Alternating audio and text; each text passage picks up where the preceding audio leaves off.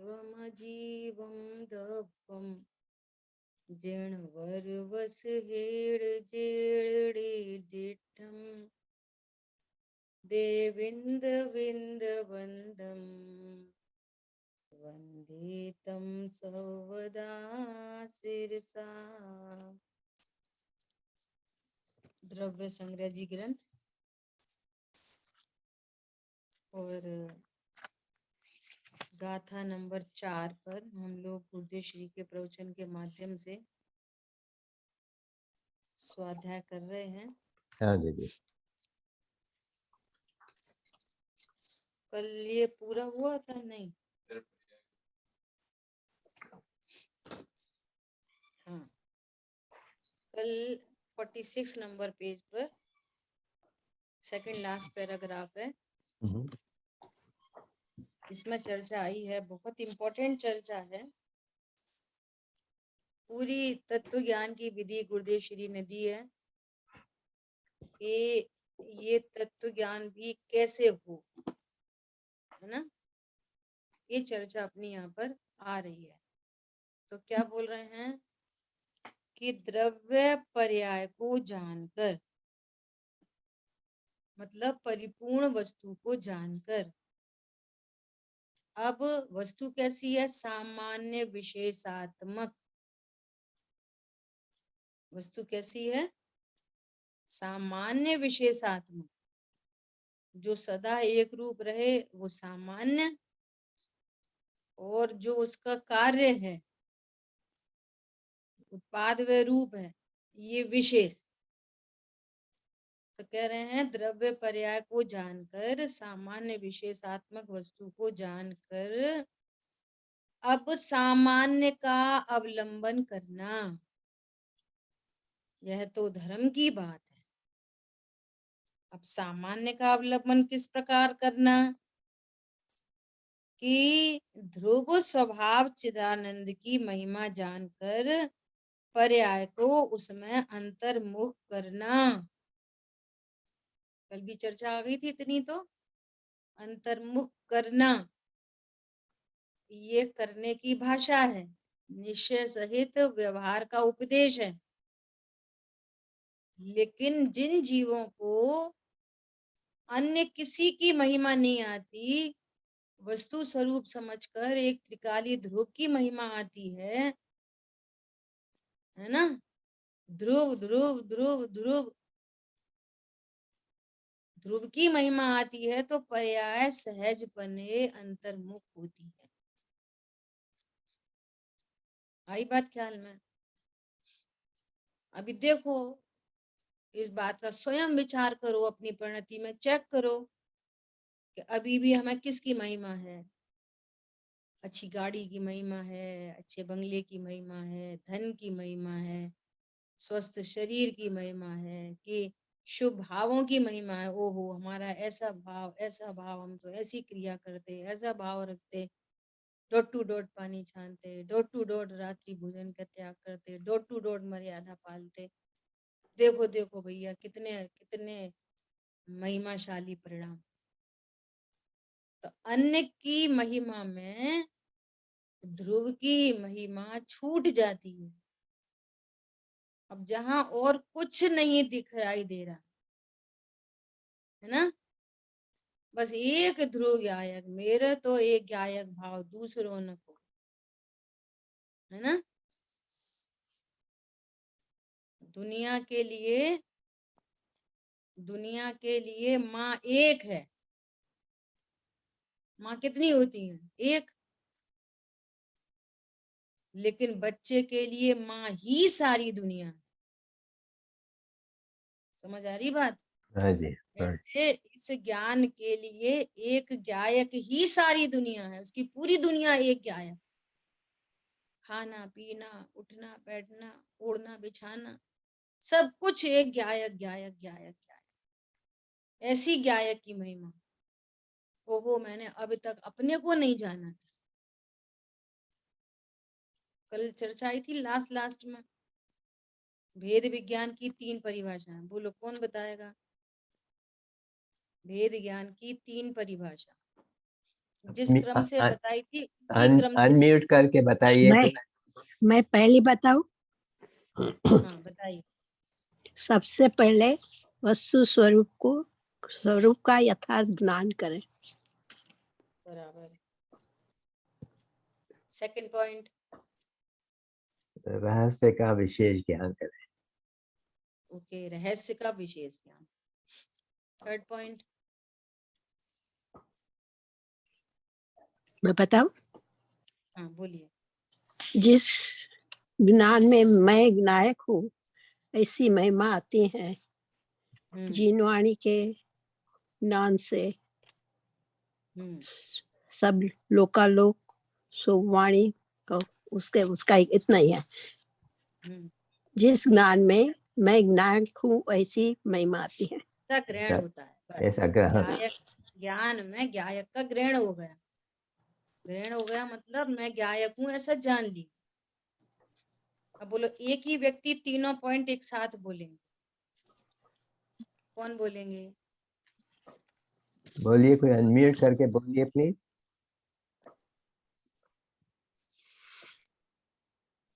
तीनों पॉइंट एक ही व्यक्ति बोलेंगे और उसी क्रम से।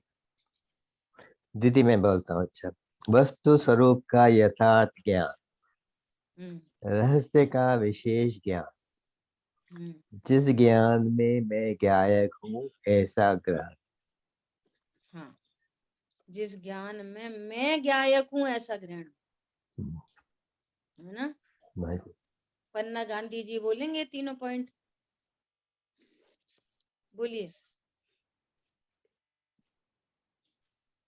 दीदी दूसरा जो पॉइंट है जो वो मुझे बहुत समझ नहीं आया। अभी चर्चा करेंगे तीनों पॉइंट पे, पहले आपको ये एक बार पक्का हो। हाँ, फिर से वो बताओगे क्योंकि वो मुझे मैं बोलती हूँ तीनों पॉइंट। वस्तु स्वरूप का यथार्थ ज्ञान, रहस्य का विशेष ज्ञान, और जिस ज्ञान ज्ञायक हो ऐसा ज्ञान। इस ज्ञान में ज्ञायक का ग्रहण हो करना। वो बहुत बढ़िया, एकदम बढ़िया। बोलिए पन्ना जी, आप बोलेंगे, बोलिए, ट्राई करो।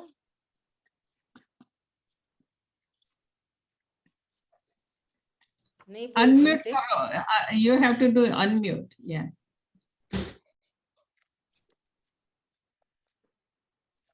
अनम्यूट करके बोलिए।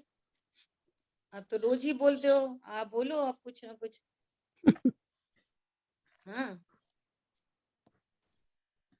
कभी कभी उनका अनम्यूट नहीं होता है। हाँ कोई बात। चलो, तो अपने को क्या बात करनी है? ये बात चल रही है कि धर्म कैसे हो, ज्ञान में ज्ञायक की महिमा कैसे आए, पर्याय में अंतर्मुखता कैसे हो, सामान्य का अवलंबन कैसे हो, ये बात चल रही है। सम्यक दर्शन सभी चाहते हैं, लेकिन वो सम्यक दर्शन की विधि क्या है? तो सबसे पहले वस्तु स्वरूप का ज्ञान। वस्तु स्वरूप का ज्ञान क्या है? कि सर्वज्ञ परमात्मा ने 6 द्रव्य बताए, है ना? ये वस्तु स्वरूप का ज्ञान। जीव, पुद्गल, धर्म, अधर्म, आकाश, काल। इन 6 द्रव्यों में मैं कौन सा द्रव्य हूं? कि मैं जीव द्रव्य हूं। अब मैं जीव तो हूं, पर कैसा हूं? सुखी हूं, दुखी हूं, रंग हूं, राब हूं, धनवान हूं, निर्धन हूं, है ना?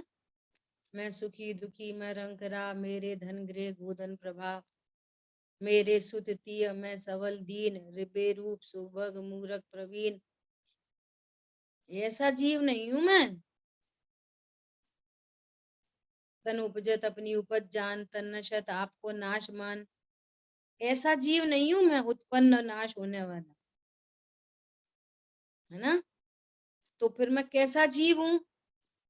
कि विश्व की प्रत्येक वस्तु द्रव्य गुण पर्याय वाली है, और एक द्रव्य के द्रव्य गुण पर्याय और दूसरे द्रव्य के द्रव्य गुण पर्याय, इनका एक क्षेत्रावगा संबंध तो हो सकता है, पर एक द्रव्य दूसरे द्रव्य में नहीं जाता, एक गुण दूसरे गुण में नहीं जाते, और एक द्रव्य की पर्याय दूसरे द्रव्य की पर्याय में नहीं जाती, और दूसरे द्रव्य की पर्याय पहले द्रव्य में कुछ हस्तक्षेप नहीं कर सकती।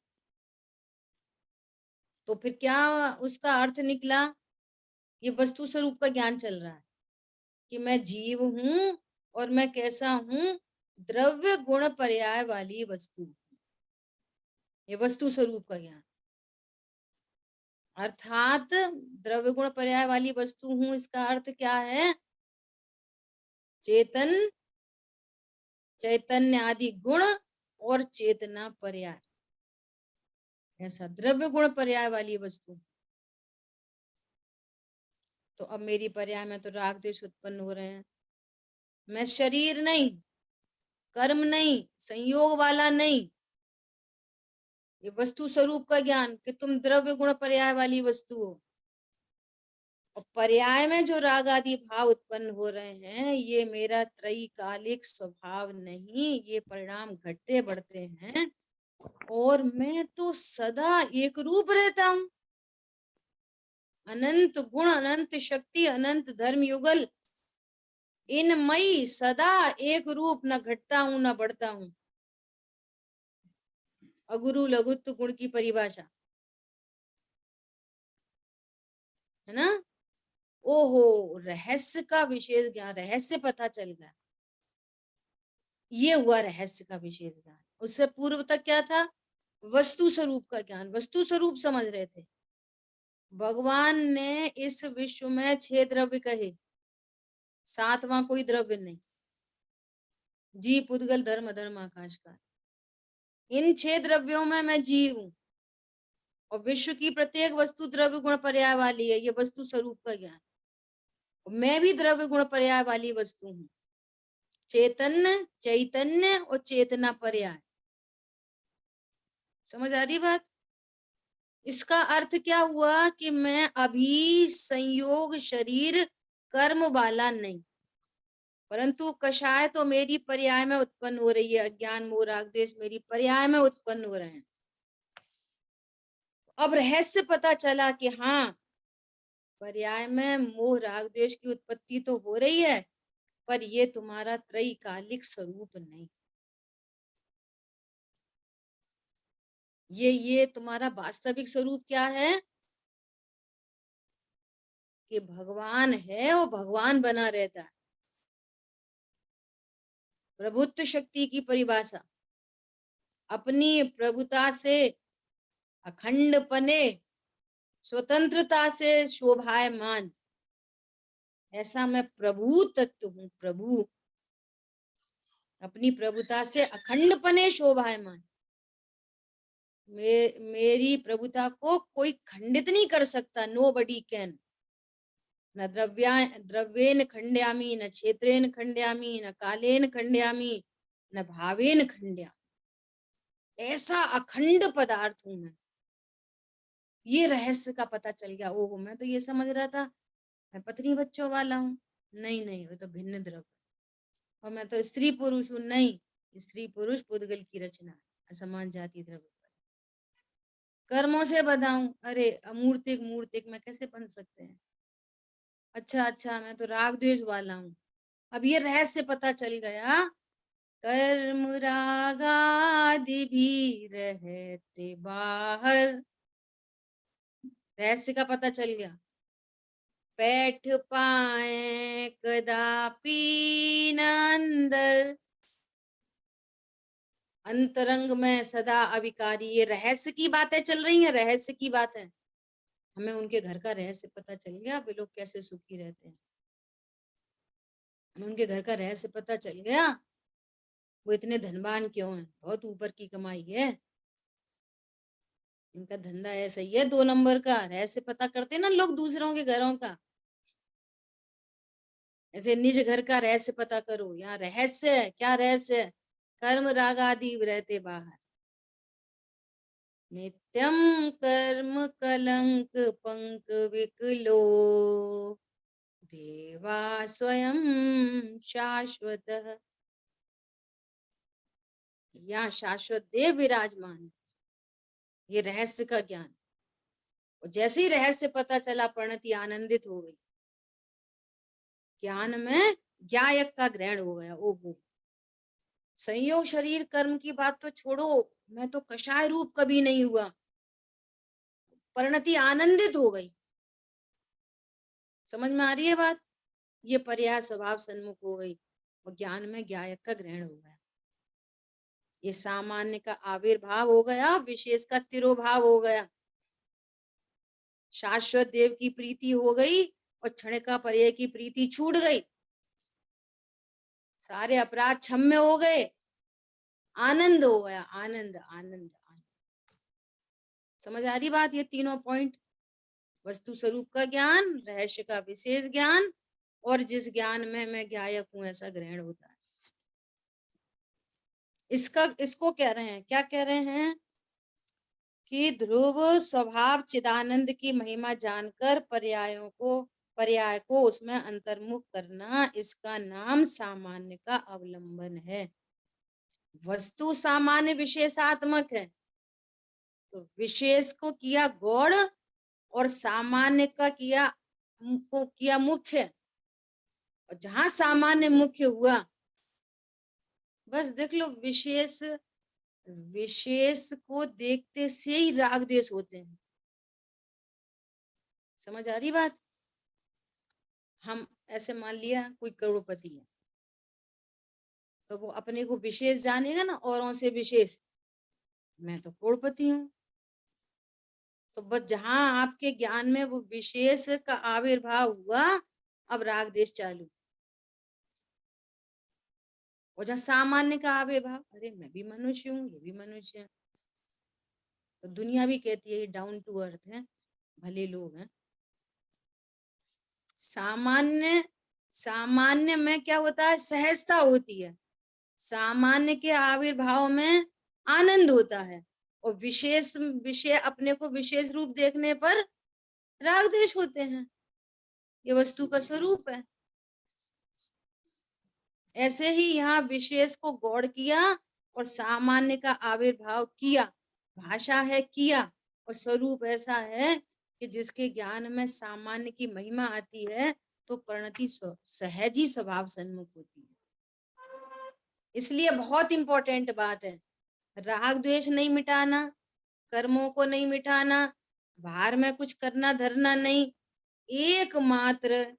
एकमात्र जैसे सिद्ध भगवंतों की श्रद्धा है, जैसे सिद्ध भगवंतों का ज्ञान है, ऐसा आगम के आश्रय से, आगम आश्रयाधीन हमारा ज्ञान एकदम परफेक्शन में हो।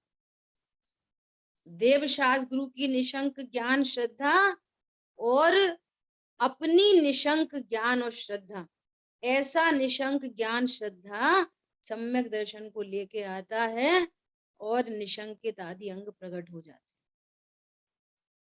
और जिसको आगम परख यदि तत्व निर्णय नहीं है, अभी तो हमें कुछ करना है, हम ऐसा करें तो ऐसा करें तो ऐसा करें तो, हमारे भाव, हमारा चिंतन, हमारी क्रिया, तो आपको ज्ञायक की महिमा नहीं है, आपको अभी देह की क्रिया की महिमा है, आपको शुभ भाव की महिमा है, आपको छायोपशमिक ज्ञान की महिमा है।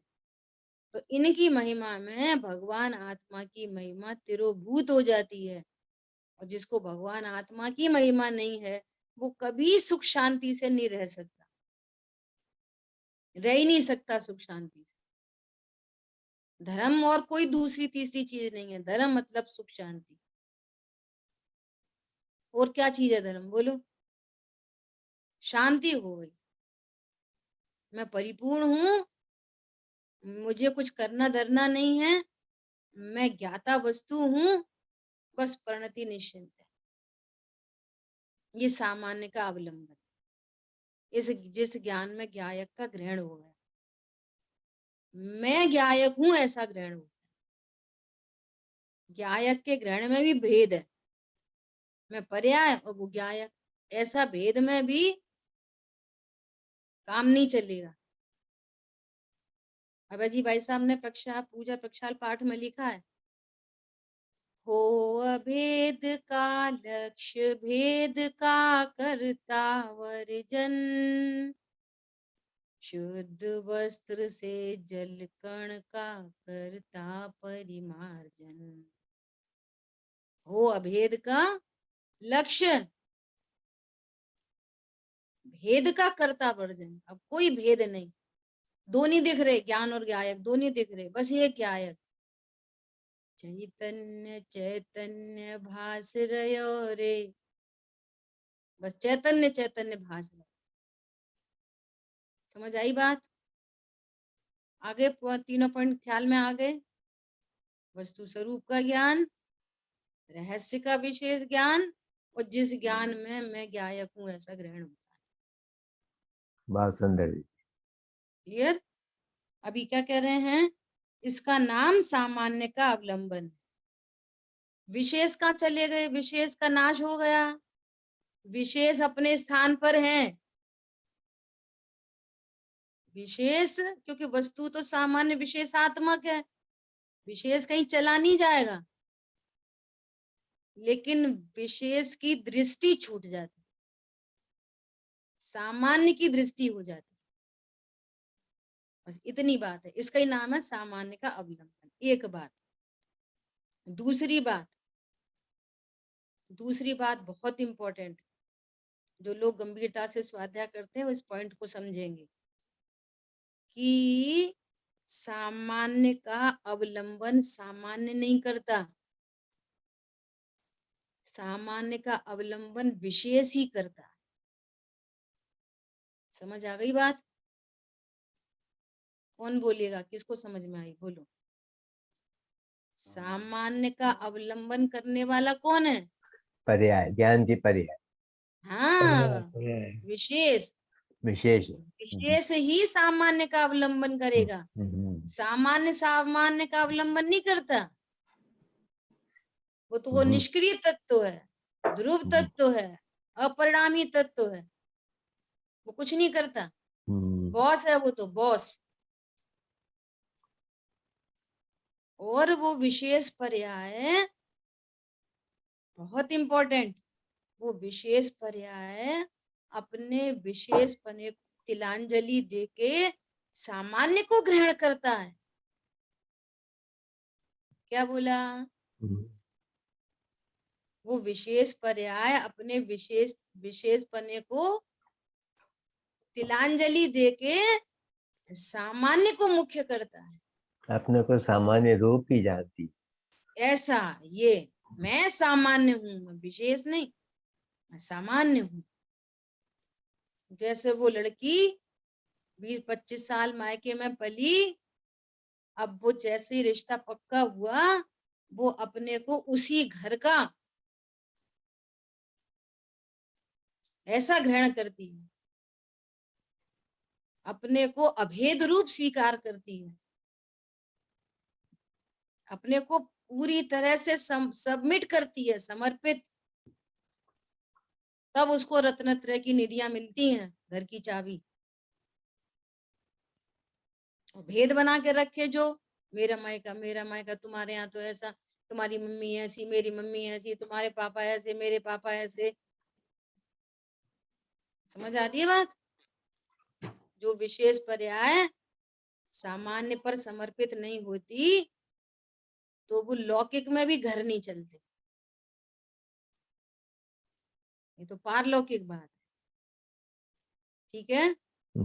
क्या बोल रहे हैं? सहज आनंद स्वरूप ऐसे परमात्मा का अवलंबन करने से ही परमानंद में परमात्म दशा प्रकट होती है। देखो गजब, सुखमयी दशा, आनंदमयी दशा चाहिए भैया। हमारे यहाँ बड़ी परेशानी है, बड़ी परेशानी है, सात तत्व का निर्णय करो। अरे बच्चे बिल्कुल सुनते नहीं है आजकल, कौन? सुनो, स्वयं सात तत्व का निर्णय करो, बच्चों को सात तत्व का निर्णय करो। समझ में आ रही है बात?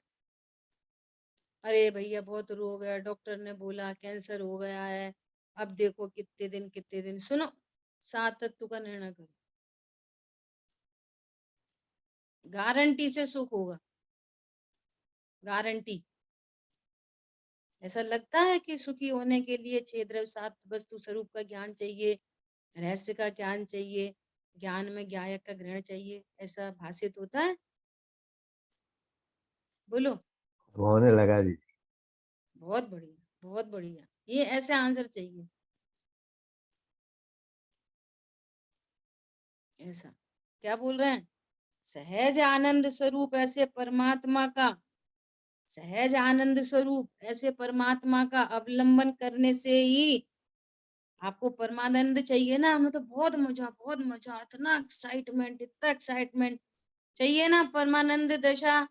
तो ये सहज आनंद स्वरूप परमात्मा को जानो। पंडित साहब ने जगह जगह लिखा है, हे पार्श्वनाथ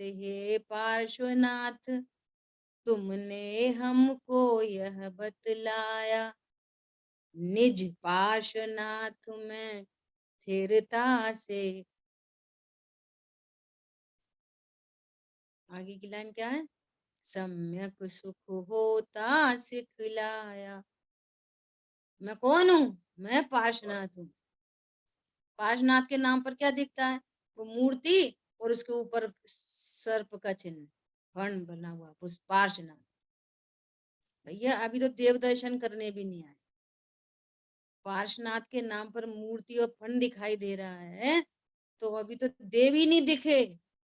जब वे देव नहीं दिखे तो निज देव कैसे दिखेगा? पार्श्वनाथ मतलब अनंत चतुष्ट से परिणमित शुद्ध आत्मा, द्रव्य गुण पर्यायमयी जीव वस्तु, ये पार्श्वनाथ है। समझ में आ रही है बात? मूर्ति में मूर्तिमान दिखे। पिताजी की फोटो दिखी तो क्या दिखता है? फोटो, वो ही पिताजी दिखने लग जाते हैं तुरंत। हाँ जी। का पूरा फिजिक, उनका नेचर, उनका प्रेम, उनका वात्सल्य, उनकी केयर, वो सब दिखने लग जाती है। ऐसी पार्श्वनाथ के नाम पर क्या दिखता है? महावीर के नाम पर क्या दिखता है? शेर चिन्ह वाली प्रतिमा। पूर्ण सुखी आत्मा, पूर्ण सुखी आत्मा, जीव वस्तु। वे जीव वस्तु दिखते हैं तो फिर ऐसा ही प्रभु मैं भी हूँ, ये प्रतिबिंब मेरा, तो निज जीव वस्तु दिखती है। और यही परमानंदमय दशा, परमात्म दशा प्रकट करती है। यही एक विधि है। इसलिए पहले त्रिकाल एक रूप परमात्म रूप आत्मा का यथार्थ तत्व ज्ञान करना चाहिए। यथार्थ तत्व ज्ञान करना चाहिए, इसके बिना कुछ नहीं।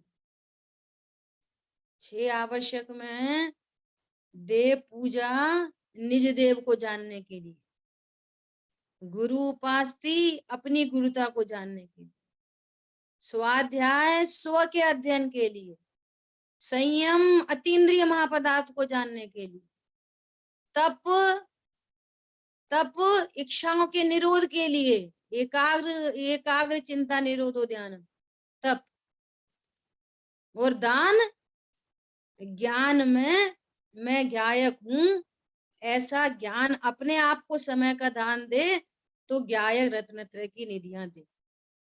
ये दान, ये षट कर्माणी देने देने। 6 आवश्यक एक आवश्यक के लिए समर्पित होते हैं। जो 6 आवश्यक के लिए किए जाएं वो व्यवहाराभास है, मिथ्यात्व है। और जो 6 आवश्यक एक त्रिकाली ध्रुव भगवान आत्मा को जानने के लिए किए जाएं वो व्यवहार है। और जो व्यवहार परमार्थ के लिए प्रेरित करता है वो वास्तव में व्यवहार है। प्रेरे जो परमार्थ में सो व्यवहार समझ में आ रही है बात? हम तो रोज पूजा करते हैं, हम तो पूजा के बिना भोजन नहीं करते। तो कैसी पूजा है तुम्हारी जहाँ तुमने वहां पे तो अर्घ चढ़ा दिया? क्या चढ़ा दिया? क्षुधा क्षुधा रोग विनाशना नैवेद्यम निरपामिति स्वाहा। तो नैवेद्य को का अर्घ चढ़ाने से क्षुधा मिटी कि नहीं मिटी? बोलो। नहीं मिटी। तो कैसे मिटेगी? अनाहारी स्वरूपो हम, ऐसे क्षुधा मिटेगी। कैसे चढ़ाया द्रव्य आपने? अनाहारी स्वरूप को जाना नहीं। और नैवेद्य समर्पित हो गया, ज्ञान स्वरूप को जाना नहीं, और धूप चढ़ गई है, अविनाशी स्वरूप जाना नहीं, और जल समर्पित हो गया, या ऐसे नहीं करना। 8 अर्घों के आपको पारमार्थिक अर्घ लिखाते हैं। आज लिख रहे हो सब लोग? बोलो, डायरी पेन है हाथ में? हाँ जी, हाँ जी, हाँ हाँ, है ना। देखो, सबसे पहला अर्घ क्या चढ़ाते हैं? सबसे पहला जल चढ़ाते हैं। जल जल क्यों चढ़ाते हैं? क्या मांगते हैं जल चढ़ाने में भगवान से? मृत्यु, जन्म मरण का नाश, जन्म मरण का नाश ना। तो जन्म मरण का नाश कैसे होगा? अविनाशी स्वरूपो हम, मैं अविनाशी स्वरूप हूँ, ये जानते हैं जब मेरा जन्म मरण नहीं होता, ऐसा जानने पर जन्म मरण का अभाव शुरू हो जाता है।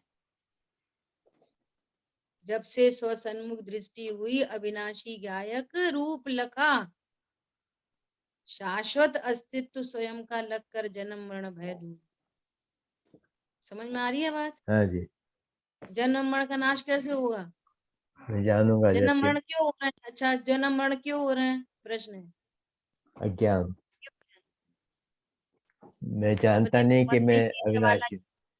हाँ, अपने को मरने जीने वाला जानते अपने हैं, को भूल गया। जन्म मरण करने वाला जानते हैं, तो जन्म मरण उत्पन्न होते रहते हैं। तन उपजत अपनी उपज जान, तन नशत आपको नाश मान, तो जन्म मरण हो रहे हैं। और जिस ज्ञान ने ऐसा जाना मैं अविनाशी हूँ, मेरा जन्म मरण होता ही नहीं, अब जन्म मरण का नाश शुरू हो गया। अब आपने जल चढ़ाया पहली बार, दूसरा अर्घ चंदन का। चंदन क्यों चढ़ाते हैं भाई? संसार ताप विनाशना, संसार ताप विनाशना। संसार ताप कैसे मिटेगा? क्यों हो रहा है संसार का ताप? संसार मतलब अज्ञान मोह राग द्वेष उत्पन्न होना। क्यों उत्पन्न हो रहे हैं? अपने को ज्ञान स्वरूप ही नहीं जाना। भव रहित भगवान हूं मैं, भव रहित भगवान स्वरूपो हम, तब चंदन चढ़ा। शीतल स्वरूपो हम, शांत स्वरूपो हम। अच्छा बताओ, ये जो शेर होता है ना, त्रिंज गति का जीव शेर, ये कैसा कैसा जीव है? ये क्रूर हिंसक प्राणी है कि पेट एनिमल है? बोलो। जीव तो आनंद स्वरूपी शीतल शांत स्वरूपी है। ये वो शेर क्रूर हिंसक नहीं, शीतल स्वरूप वाला है वो। समझ में आ रही है बात? ये शीतल स्वरूपो हम, तो चंदन चढ़ाया आपने तो शीतलता प्रकट होगी। अक्षत, क्षत भावों के एकत्व पने का सर्व विमोह पलाया है। अक्षत क्यों चढ़ाते हैं? अक्षय स्वरूप, हाँ, अक्षय पद की प्राप्ति हेतु अक्षत चढ़ाते हैं। तो अक्षय पद कब मिलेगा? एक क्षत भावों को देखते रहेंगे, पत्नी बच्चे दुकान मकान उत्पन्न होते हैं, नाश होते हैं, कम होते हैं, ज्यादा होते हैं, ये क्षत विक्षत हैं। और इन क्षत विक्षत को देखते रहते हैं तो अपना अक्षय स्वरूप दिखता नहीं है। तो अक्षत कैसे चढ़ेंगे? मैं कैसा हूँ? बार बार आ रही है ना, एक रूप रहने वाला, एक रूप रहने वाला। तो ऊपर के इस पैराग्राफ में लिखा है, आत्मा सदा आनंद स्वरूप एक रूप है, अक्षय है, जिसका कभी क्षय नहीं होता। मैं कैसा हूँ? अक्षय स्वरूपो हम, ऑलरेडी अक्षय हूं। और इसके आश्रय से पर्याय भी सिद्ध, पर्याय कैसी प्रकट हो गई?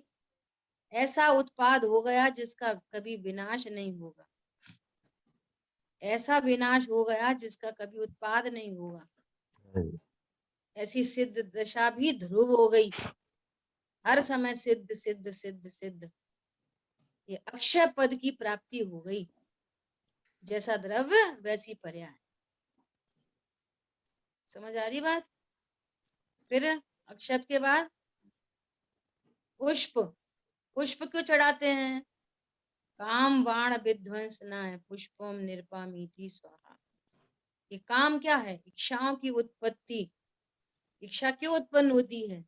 अपने को देह रूप जानते हैं तो अनंत इच्छाएं उत्पन्न हो रही हैं, अनंत, एक के पीछे एक के पीछे एक क्रम लगा पड़ा है।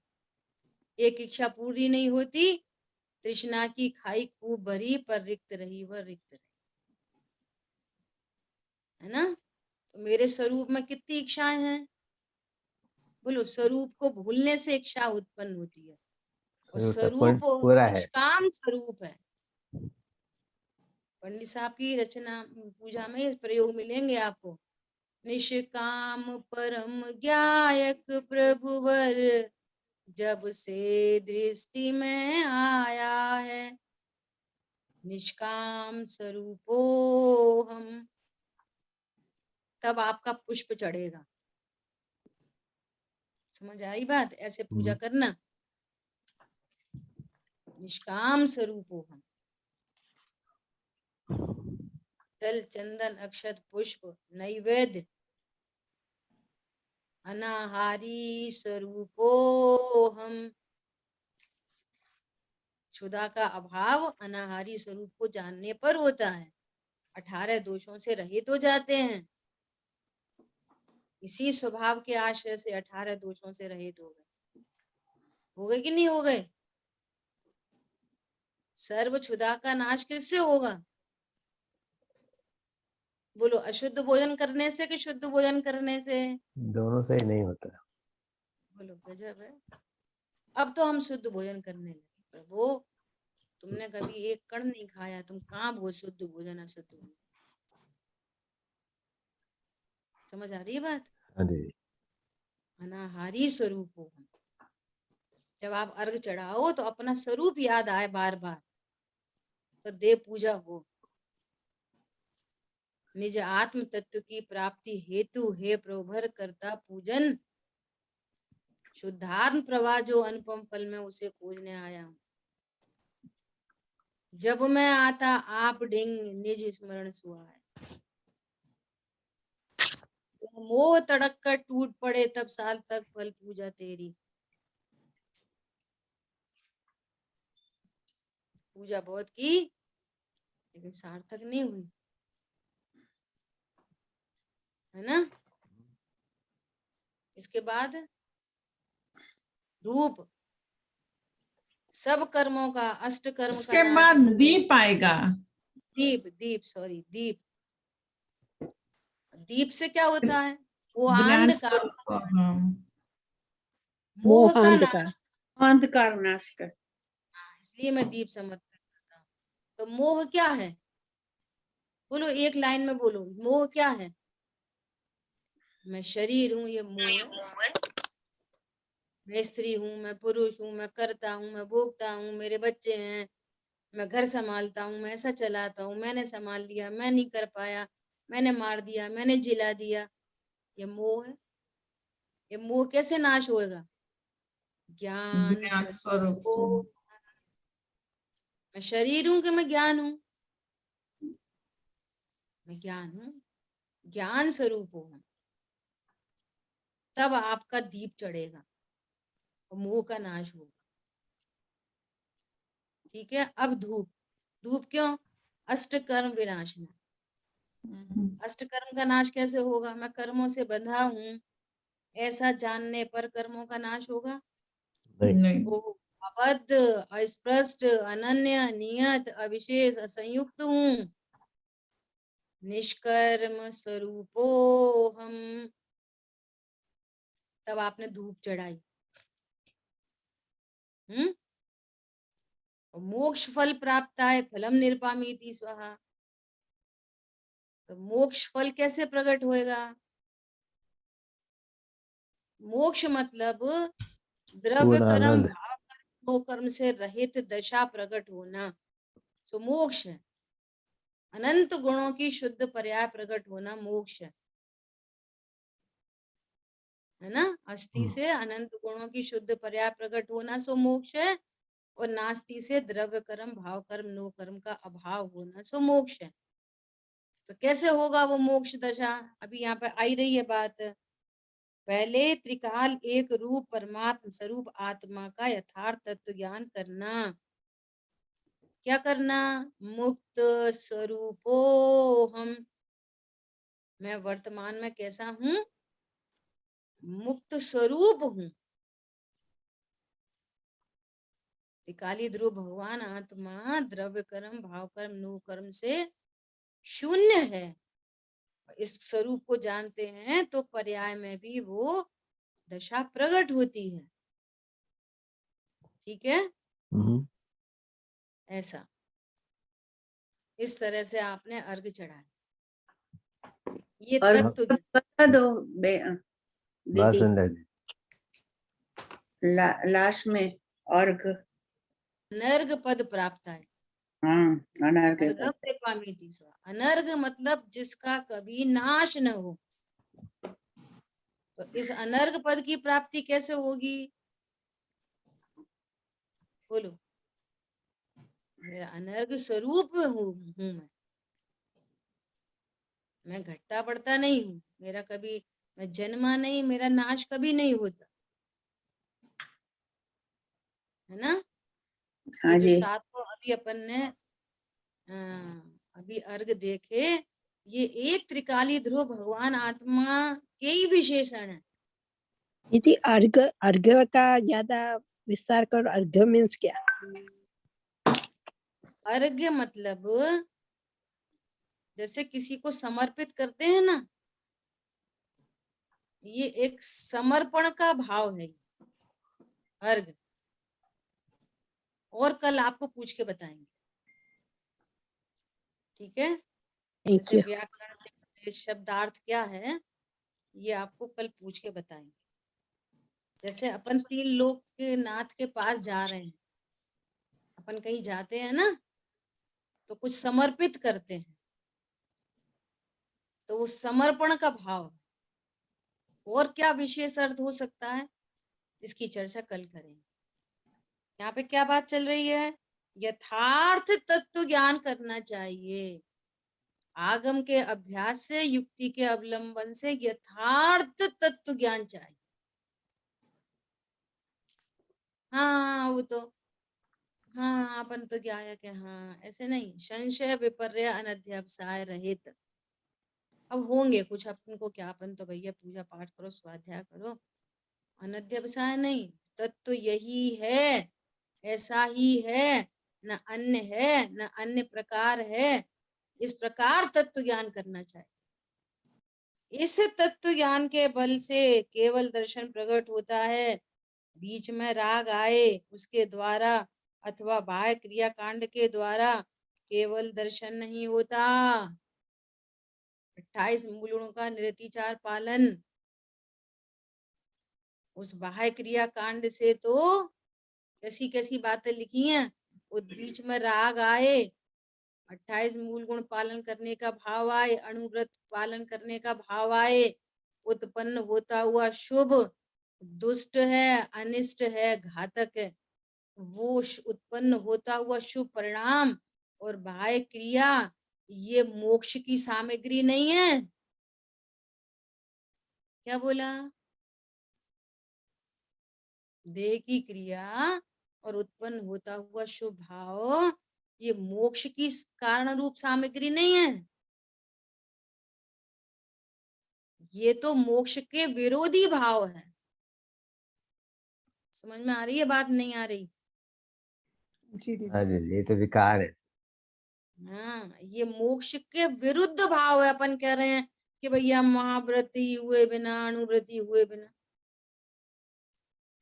निश्चय महाव्रती क्या है, निश्चय अणुव्रती क्या है? 2 कषाय चौकड़ी के अभाव की वीतरागता वो मोक्ष मार्ग है। 3 कषाय चौकड़ी के अभाव की वीतरागता मोक्ष मार्ग है। साथ में रहने वाला शुभ राग घातक है, बाधक है वो। वो बाधा डालता है आगे बढ़ने में, लेकिन वो परिणति स्वरूप में स्थिर नहीं हो पा रही तो फिर होते हैं वे, और स्वीकार है। इसलिए यहाँ गुरुदेव श्री ने बहुत तत्व ज्ञान की महिमा की है। देखो आगे भी चर्चा आ रही है, अभी अपना समय हुआ है, शेष चर्चा आगे करेंगे। दीदी श्री माफ करना, आज आपने पूछा लेकिन मैं बोल नहीं सकी, सवेरे से मेरा कंप्यूटर और मेरा दिमाग दोनों खराब हो गए। कोई बात नहीं, कोई बात नहीं, प्रसन्न रहो, वैसा ही होना था। ठीक है, अपनी तरफ से लापरवाही नहीं होनी चाहिए, अपनी तरफ से चालाकी नहीं होनी चाहिए। अब हो जो हुआ है वो स्वीकार है, हम अपन तो प्रसन्न है, हर कीमत पर प्रसन्न रहो। जी दीदी बहुत शुक्रिया। है ना जी, कल सुनेंगे आपसे, ठीक है। हाँ जी दीदी, मैं बराबर पढ़ के और कंप्यूटर भी छोड़ेंगे ठीक से जल्दी चलाऊंगी, ठीक से। कब वो भगवान करे कुछ कंप्यूटर में गड़बड़ ना हो, सवेरे मेरा सब खराब हो गया था। बिल्कुल बिल्कुल, चलिए। जिन वाणी के ज्ञान से सूझे लोकालोक, सो वाणी मस्तक नम सदा दे तुम दो। बोलिए द्वारशाम मई जिन वाणी माता की जय। जय हो, जय हो। जय हो, जय जिनेंद्र। जय जय प्रभु। जिनेंद्र। जय जिनेंद्र।